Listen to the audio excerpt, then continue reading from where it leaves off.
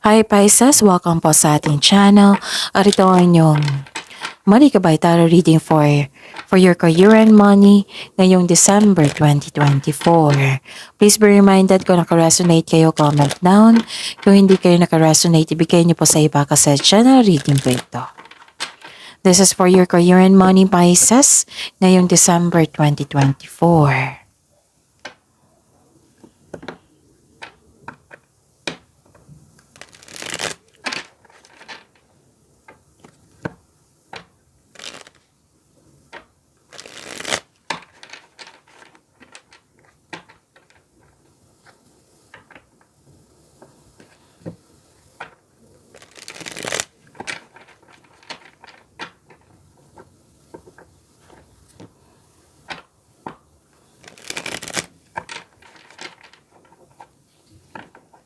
Para po ito sa inyong career and money Pisces ngayong December 2024. Maraming salamat po sa inyong patuloy na suporta at maraming salamat din po sa mga hindi nag-skip ng ads.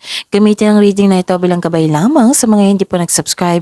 Subscribe na po kayo at click bell notification para malaman nyo na may bago tayong video. Para sa mga gustong magpa-reading po, may lumabas dyan sa screen nyo ngayon. Panoorin nyo po at sundin ng instruction. Calling the attention sa mga suki ko dito na Pisces. Open na po ang inyong Money Kabay Tarot reading for December 2024. May 6 months from now reading tayo at love life reading po. So message me Pisces for schedule. Maraming salamat po. Spirits Guide, mga ganap po para kay Pisces sa career and money nila. Ngayong December 2024, I need 3 cards po.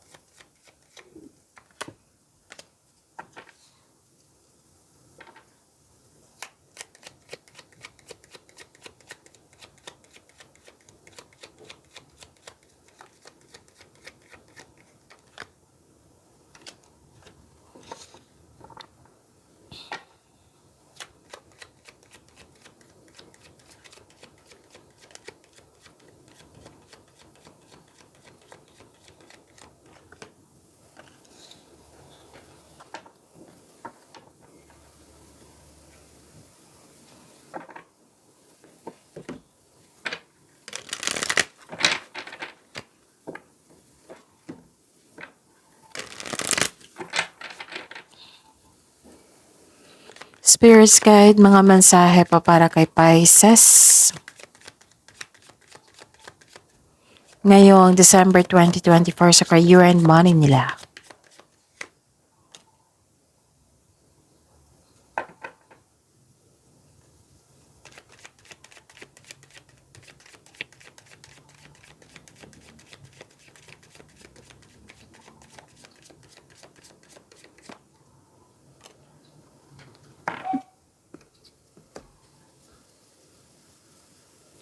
Pisces, sa career and money niyo po ito ngayong December 2024.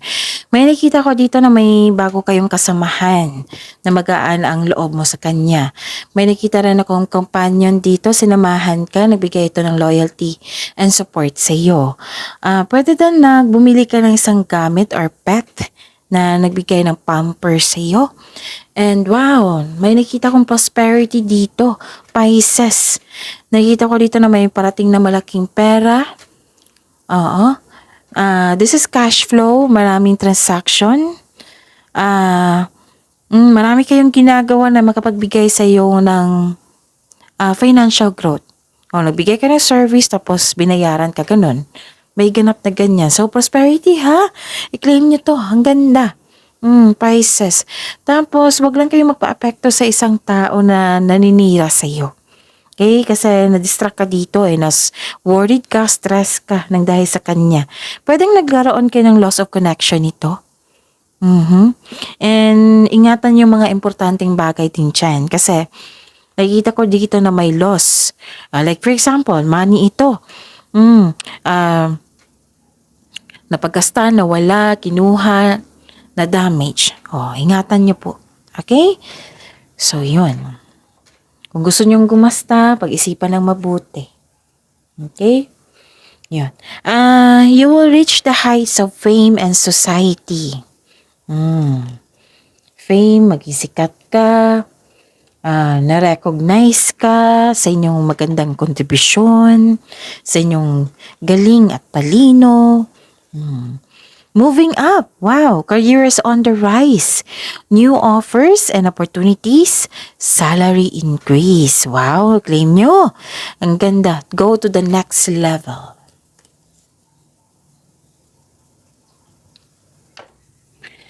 Spirits guide, ano po yung energy ni Pisces?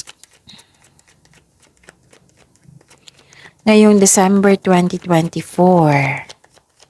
Sa career and money nila.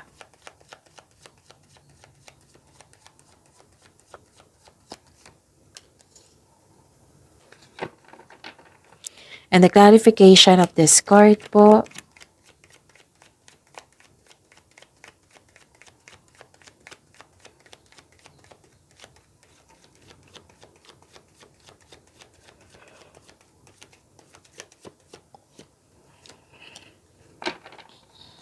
Okay. Remember Pisces, at the end of the day, alam mo na ikaw lang taong may kakayahan at responsable na gumawa ng sarili mong katotohanan at kinabukasan. So ano yung energy mo, Pisces? Wow, ang ganda nito, Pisces. Nakikita ko dito na financial stability, wealth and generosity po ito. Naging generous kayo. Kasi nga, nagkaroon ng wealth. Yung prosperity na nasabi ko dito sa oracle card nyo, lumabas dito sa tarot cards nyo. Ang pagtaas ng tagumpay sa kaperahan at katatagan ay nasa iyong kamay na. May parating na kasosyo or mamuhunan upang tulungan ka sa pagkamit ng iyong layunin. Pwedeng may leadership role, ha? Nakikita ko dito. Financial stability. Yes, andito. Okay, Pisces? Nakikita ko rin dito na may dumating na opportunity. Na kailangan yung pag-isipan ng mabuti. Pagbalanse. Huwag nyo daw i-grab agad. Sabi ng card, pag-isipan ng mabuti, magkakaroon ng konkretong plano para alam mo yung gagawin mo. Kung karapat-dapat ba. Yan yung sabi ng card dito. Umiwas po sa sa pagiging rush yung nagmamadali. Instead, magpag-isipan ng mabuti. Pagpaplano. Okay? So, yan.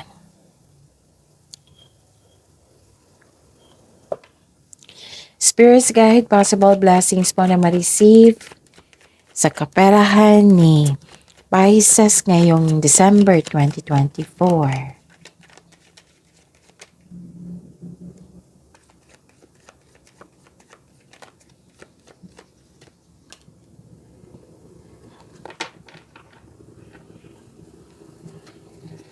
The clarification of this card po.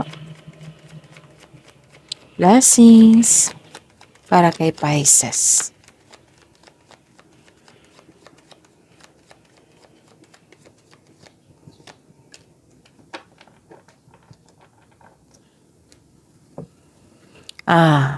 Okay.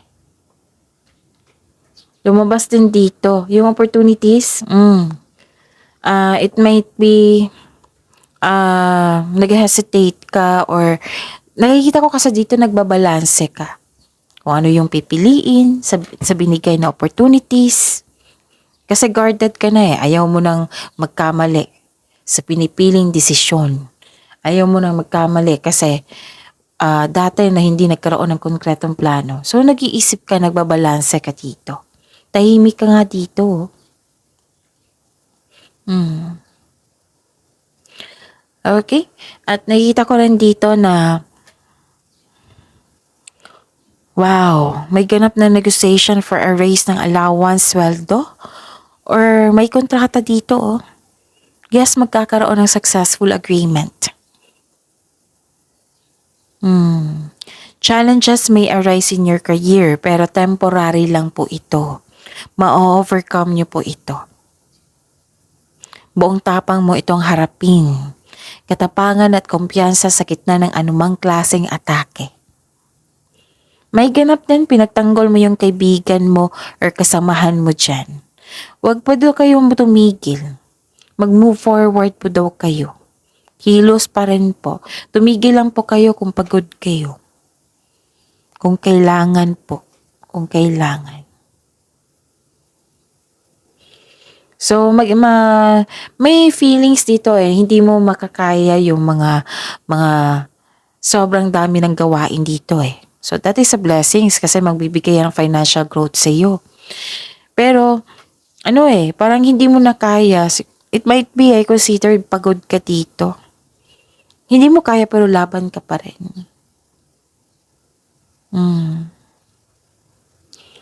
Kung nagkaroon po doon ng delay, habaan nyo po doon yung pasensya nyo.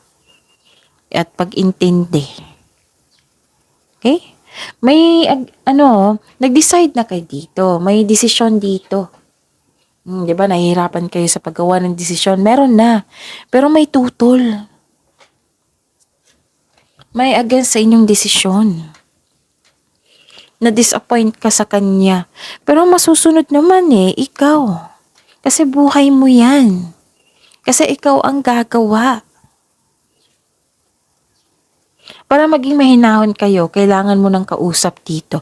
Kung may trust issue kayo sa isang tao, better to have a journal. Para it will lead you na maging mahinahon ka at masuri mo yung sitwasyon. Para mabigyan mo ng solusyon. So be ready sa blessings. Kasi ang ganda ng blessings nyo dito. Okay? Ano pa?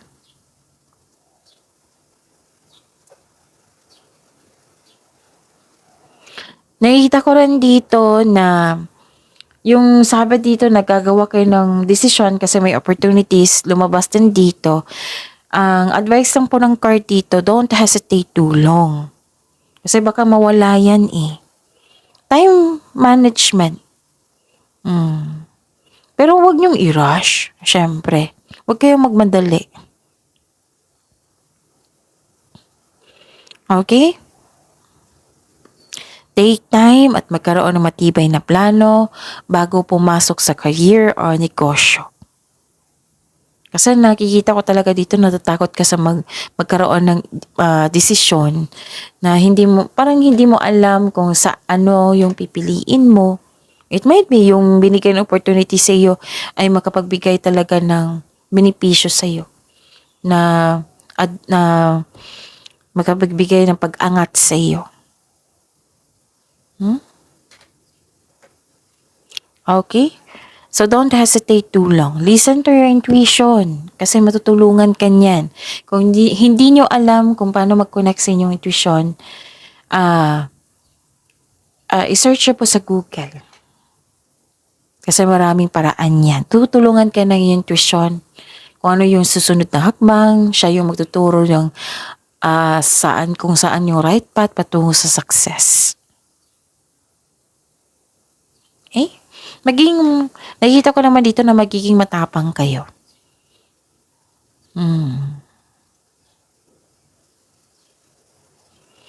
Okay, so magiging busy. Be ready kasi magiging busy kayo dito. So, para makapag-isip ng mabuti, para to make best decision, to make best choices. Konkretong plano yan. Gather factual information, experiences. Makakatulong din yan. At higit sa lahat, huwag niyong i-pressure yung sarili niyo. Huwag niyong i-rush. Spirits Guide, ano po yung challenges na ma-overcome ni Pisces sa career and money nila ngayong December 2024?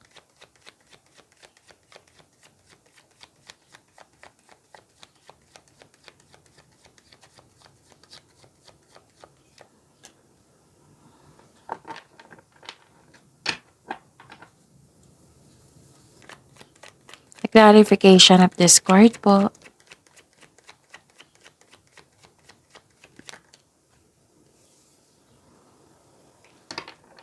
Maraming salamat po sa patuloy na tiwala at suporta sa ating channel. At maraming salamat din po sa mga hindi nag-skip ng ads.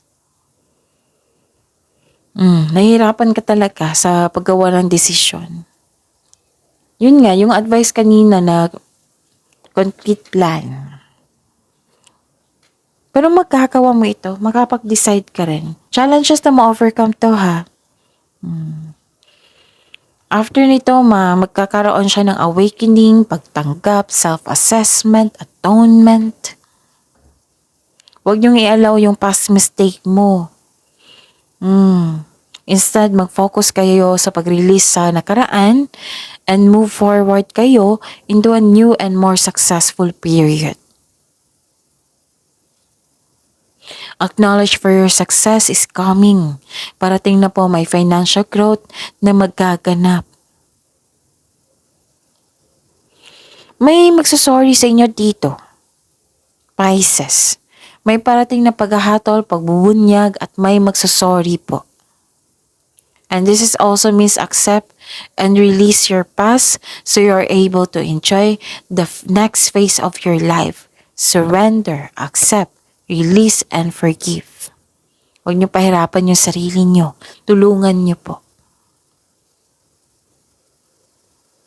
So answering the call to action and creates new opportunity. So seek forgiveness in order to move forward.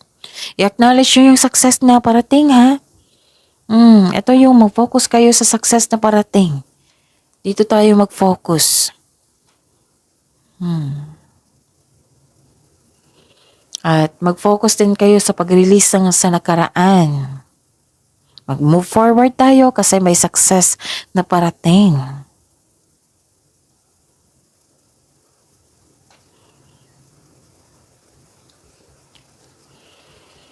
May criticism dito pero ma-overcome nyo ito, don't worry. Kung pwede po, huwag kayong maniwala sa mga chismis na hindi naman totoo. Alamin nyo muna kung totoo ba yan or hindi. Huwag kayong munang mag-react, alamin nyo muna. Okay? At saka, umiwas kayo sa taong toxic. Kasi may strong personality, di ba? May strong personality ako nakikita dito na I consider that is toxic. Umiwas po kayo.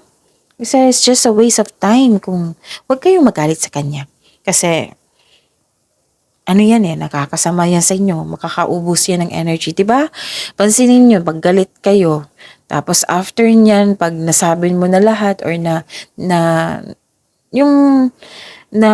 give attention mo talaga yung galit, 'di ba? Makakaubos niya ng energy. Mapapagod kayo niyan. So, don't waste time. Iwasan mo na lang yung put boundaries, limit yourself para hindi ka naabusuhin. Okay? So, umiwas po kayo sa taong strong personality. Pero guarded ka naman dito Kasi ayaw mo nang masaktan. Alam mo na, tahimik ka lang, alam mo na yung mga nangyari. Pwedeng i-forgive mo ito para sa peace of mind mo. Dito na lang tayo focus sa wealth and generosity mo. Kasi ang ganda-ganda. Huwag kayong mag-focus sa hindi nyo na mag-control kasi masasaktan lang kayo niyan, mabibigatan. You have to let things go na nangyari na. Kunin mo lang syempre yung wisdom, yung learning journey sa nakaraan. Kasi magagamit mo yan. Magiging aware ka na sa present. Okay? Focus kayo sa wealth and generosity. Kasi nakikita ko dito yung tagumpay mo. Mahigit pa to sa success Victory ito.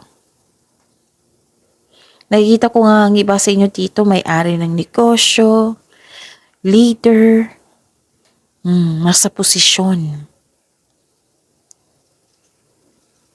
Financial stability at sobrang generous.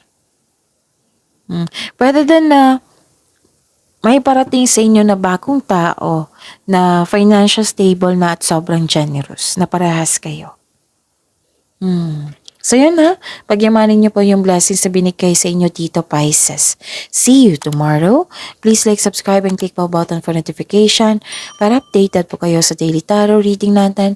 Maraming salamat.